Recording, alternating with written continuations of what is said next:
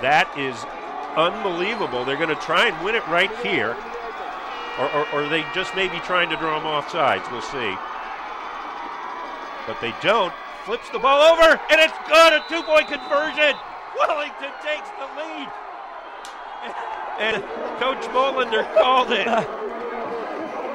Very great fake at the line of scrimmage.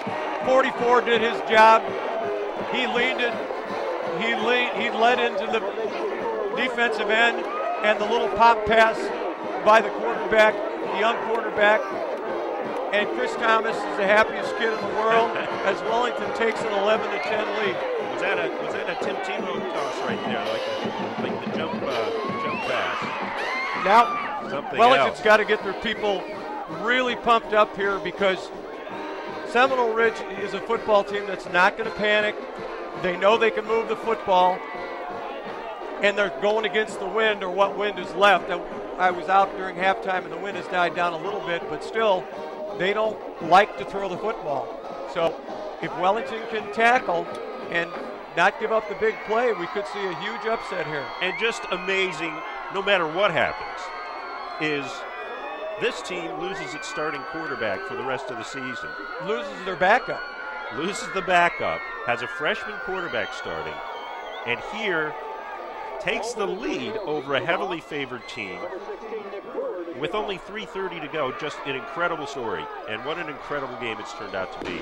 Here's the kick, and it is a big one. This is not going to be returned. It's deep in the end zone. Nick Brewer has a little bit of that adrenaline going, obviously. Yeah, that was the big adrenaline shot right there. You're right, Dan. You did exactly what your team wanted you to do, and that's kick the ball 8 yards deep in the end zone. It's going to be interesting to see at Seminole Ridge how they handle this because they haven't been behind too much this season. And they lost a come-from-behind game last week, one that really hurt them. And I'm wondering if the sting of that game is still somehow affecting these guys. They lost 28-24 to their district rival, Park Vista. You know, I don't know if it's that or not, but I do know that the 3 turnovers and the many penalties as they got have hurt them quite badly. So now Trevor Van Scoy, a senior quarterback, leads his team. It's a little reverse that counter crisscross. Little counter there that goes up the middle for a good gain. Gary Holmes on the carry. Well, counter crisscross is a double handoff in the backfield and a very difficult play to execute and even harder to defend. I know Wellington has worked all week on staying home, and they did again that time. A 5-yard gain is not necessarily a bad defensive play against that particular offensive play. And now time becomes critical. There's 3 minutes to go, and they've got to go quite a ways here, even to get into field goal range. A good defensive play right there by number 65. Reby. Yeah, number 65, Reby, and number 23 for Wellington. That's David Arco. They were waiting for the counter crisscross that time. They went to the well once too often, and they actually lost 2 yards. Now they're almost forced to throw the football. It's 3rd down and 7. Will the Wellington cornerbacks tackle? This is going to be the key to the whole thing. Dropping back to throw. He's got a man in the flat who he's going to, and he's got it. A catch by Williams. He's going to be tackled out of bounds, and that should be good enough for the 1st down to keep the drive going for the Hawks. Yeah, number 17. I'm not sure that they were. I think they were in cover 2. He got a little bit too deep on his drop, and give the quarterback a lot of credit because he's looking downfield, and now he sees his wide open guy on the flat. He gets it out to him with no one around him. He turns upfield and gets out of bounds and makes the 1st down, which is what he needed to do. All right, the give to Holmes around the right side. He's going to have contact, but he's breaking free. A big gain by Holmes, and that's going to put him into Wellington territory inside the 40-yard line. Not yet field goal territory, but a big play there for Ridge. Yeah. You almost want to take a timeout defensively, but here's the big running back, the 1,000-yard rusher, getting the pitch from the quarterback. There's no pressure. You see how the Wellington defenders are behind.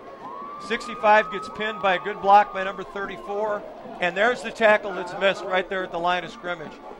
And give the running back some credit, though. He's an outstanding player and a real tough runner.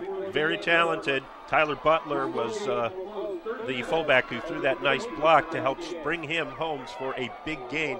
Wellington has now called timeout to try to get their legs under him here on this final drive. Could be the final drive of the game. Yeah, a minute 57 to go. Sorry to interrupt, Dan, but this is a good timeout. I think you have to take some of the momentum away from Seminole Ridge. And you got to emphasize to your kids on defense, they got to tackle. They have to tackle, just like they've been doing all night long. And if they tackle, they've got a shot. Seminole Ridge is still, in my opinion, in the driver's seat because they've proven they can move the ball. It's a real test of wills here over a defense that has played very well all night, held a very strong team to 10 points thus far, and a team who was 7-1 and wants to win this game because it would be the highest win total ever for a Seminole Ridge team. Up the middle with a strong run, and still going is the quarterback, Trevor Van Scoy.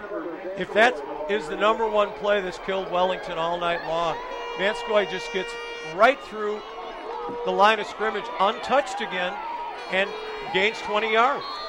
And now they are within certainly field goal range, but they will not probably try to just take that. The give to Williams up the middle, trying to break tackles. He's dragged down after a gain of about 5. A minute 30 to go. And the timeout situations here can be critical.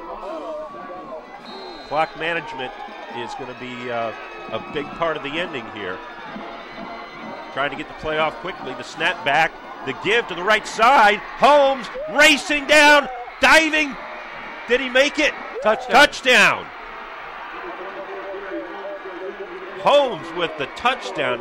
Electrifying drive by Seminole Ridge, who had not shown this kind of explosiveness at all during the game, but they show it in the final minute and a half.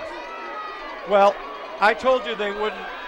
Here comes the replay. There's going to be a missed tackle at the line of scrimmage, and he just leaps into the end zone. But I told you that Seminole Ridge wouldn't panic.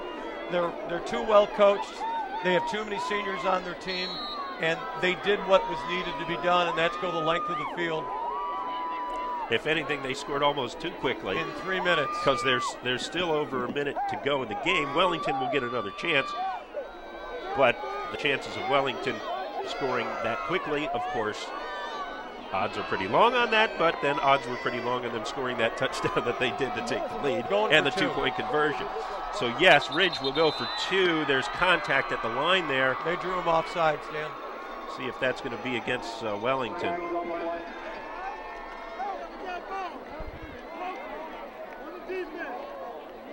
A 2-point conversion would give them a 7-point lead. Yeah, this is the right call to get the 7-point lead. The 6-point lead doesn't do you much.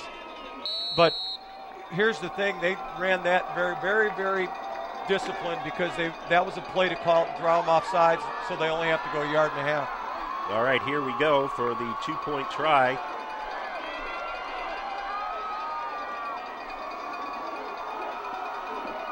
The give up the middle to the fullback, Tyler Butler, and it's good. So 2 points, tack that on. Not really making that much difference for Wellington because they would have had to score a touchdown anyway. Couldn't have tied it, obviously, with a field goal. The replay is going to show that there's great blocking at the line of scrimmage once again, and the fullback walks in the end zone. Here's the thing, Dan, I think Wellington played about as well as they could play, with the exception of the first quarter when they could have gotten more points. Their defense just got worn down. And when that happens, big plays occur. And a couple missed tackles. When they got the ball at the 20, I said, if Wellington tackles, they're going to win the football game. And they missed tackles. And that's not because they wouldn't have made that tackle back in the first quarter, but now it's the fourth quarter. Well, even if they do not win this game, and right now the odds are looking like they probably won't, they've got Coach Romano's got to be very proud of his kids for the effort. Tremendous effort. A great effort with your leader on offense out of the game. Just a great effort by the Wellington guys. All right, a little pooch kick here, and nobody's getting it. That's a live ball, and I think Seminole Ridge just got it. There's a huge pileup, but it looked to me like a Seminole Ridge player jumped on the ball, and now we've got some pushing and shoving. The pile is unfolded because there's the scramble at the bottom. And there's a flag.